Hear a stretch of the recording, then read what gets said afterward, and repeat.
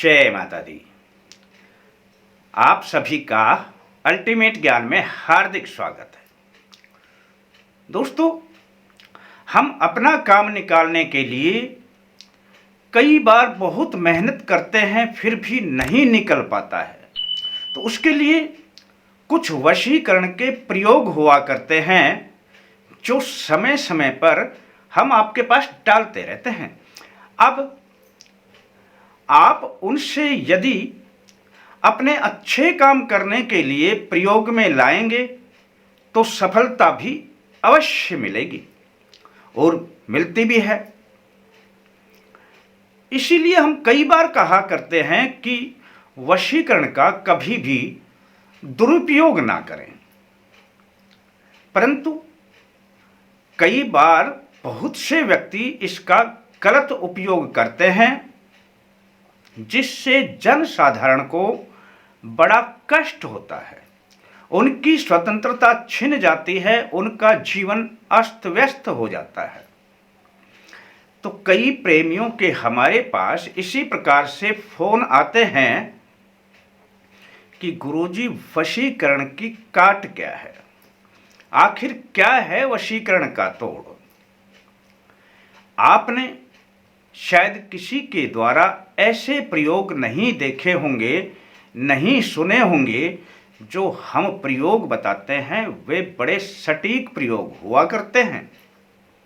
तो आज मैं आपको बताने जा रहा हूं वशीकरण का वह सटीक प्रयोग। यदि किसी पर वशीकरण का प्रयोग हो गया है तो इसका तोड़ कैसे हो, वही प्रयोग मैं आपको बताऊंगा। किसी भी साधारण मंत्र के द्वारा इसका तोड़ नहीं किया जाता है। किसी पर जब वशीकरण होता है तो वह जो मस्तिष्क की नाड़ियां हैं, ग्रंथियां हैं, छोटी छोटी, सीधे उनको प्रभावित करता है। और यही कारण है कि हम किसी भी दूसरे मंत्र के द्वारा उसे निकाल नहीं सकते हैं। तो उसके लिए यंत्र और तंत्र का प्रयोग किया जाता है। अब मैं वही यंत्र आपको बताऊंगा और बड़ा ही आसान है। यदि आप उसे करेंगे तो समझ लेना किसी पर कैसा भी वशीकरण हुआ हो या किसी के द्वारा कैसा भी किसी पर कोई भी किया कराया हो, उस व्यक्ति से वह जो क्रिया मैं बताऊंगा निजात मिल जाएगी। यानी उस पर से उस वशीकरण का किया कराए का प्रभाव बिल्कुल खत्म हो जाएगा। प्रयोग भी बड़ा आसान है। आपके सामने मैं एक छोटा सा यंत्र दिखा रहा हूं। आप इस यंत्र को ध्यान से देखना, आपको दिखाई दे रहा होगा यह यंत्र। तो इस यंत्र के ऊपर जो लिखा हुआ है वह भी आपको स्पष्ट रूप से दिखाई दे रहा होगा। सबसे पहले तो आप इस यंत्र को भली प्रकार से देख लें। अब मैं अपने पास में ला करके और इसको आपको समझा रहा हूं। यहां पर 9 घर बने हुए हैं और 9 घर में बीच के घर में ओम लिखा हुआ है। यहां से सारी सृष्टि का संचालन होता है।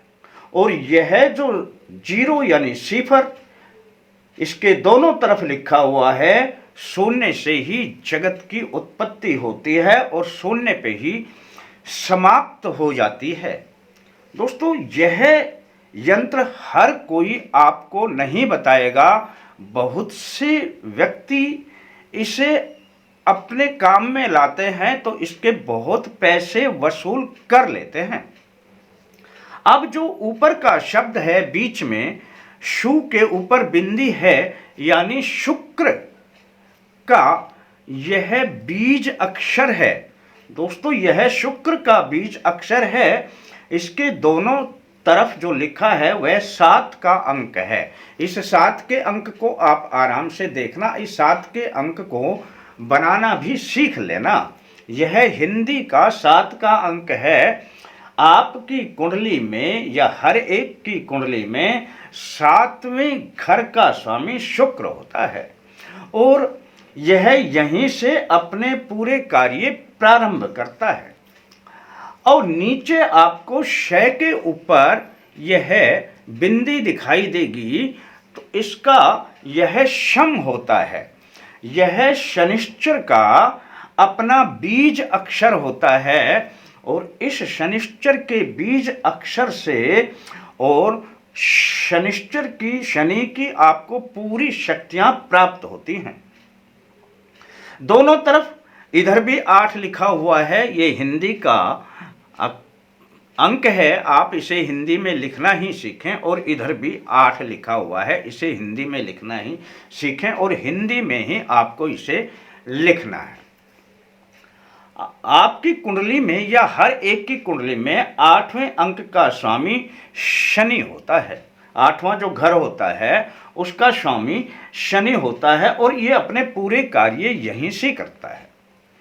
अब मैं आपको बता दूं कि शुक्र और शनि की गहरी मित्रता होती है और जब हम परमपिता परमेश्वर से किसी भी कार्य को करने की शुरुआत करते हैं तो शुक्र और शनि की गहरी दोस्ती के कारण हम इस यंत्र का जो प्रयोग करते हैं वह सटीक और सफल होता है। बस आपने करना क्या है, यह आप बनाना सीख लेना तो फिर बड़ा आसान है आपके लिए। करना क्या है, आपने शुद्ध केसर लेकर के आना है, बाजार में मिल जाता है। 1 ग्राम ही ले आना, आपको 1 ग्राम की आवश्यकता नहीं पड़ेगी, आपको सिर्फ 2 या 4 पत्तियों की आवश्यकता पड़ेगी। किसी के पास मिल जाए ले लेना। 2-4 पत्तियां केसर की ले लेना और थोड़े जल में डाल देना, थोड़ी देर हिलाना, वह केसर उसमें मिल जाएगी। थोड़ा सा जल लेना है, ज़्यादा जल नहीं लेना है। अब उसके अंदर जब वो अच्छी प्रकार मिल जाए तो सिंदूर आपने उसमें थोड़ा सा डाल लेना है। सिंदूर केसरिया जो हम पूजा में प्रयोग में लाते हैं, जिसे हम अक्सर हनुमान जी पर चोला चढ़ाने के लिए प्रयोग करते हैं। अब यह दोनों वस्तुओं का जो मिश्रण आपके पास तैयार होगा, आपने उंगली डुबोनी है और इसके ऊपर लेप कर देना है। आपने उसमें उंगली डुबोनी है और इसके ऊपर ऐसे करके लेप कर देना है। बस इतना काम आप कर लेना दोस्तों। अब यह सूख जाएगा तो ये एक अकेला नहीं बनाना है, आपने ऐसे 14 यंत्र तैयार कर लेने हैं।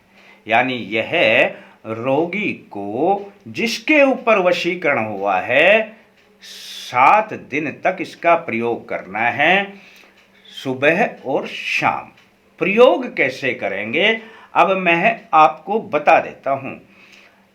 जब आपके पास यह 14 यंत्र तैयार हो गए तो आपने एक यंत्र को सभी पर ये लगा लेना है। आपने जो बनाया है केसर और सिंदूर का अपना घोल बनाया है, उसे सारे सभी पर लगा लेना है।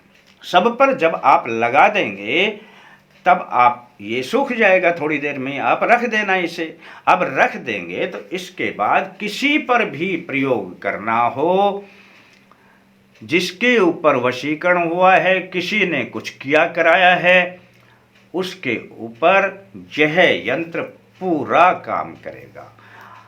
उसके आधा या 1 गिलास जितना जल वह पी सके, उस जल में एक यंत्र को इसको डाल देना है